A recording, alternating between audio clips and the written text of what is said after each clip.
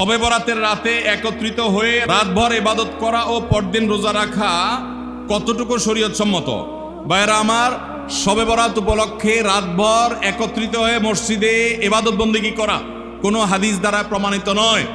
এবং দিনের বেলা যে রোজা, এই রোজা শবে বরাত উপলক্ষে না, এটা হলো শাবান উপলক্ষে রোজা। এই রোজা হলো আইয়াম বীজ উপলক্ষে রোজা। নবী করিম সাল্লাল্লাহু আলাইহি ওয়াসাল্লাম শাবান মাসে এমনি বেশি বেশি নফল রোজা রাখতেন, সেই হিসাবে আপনিও রাখবেন।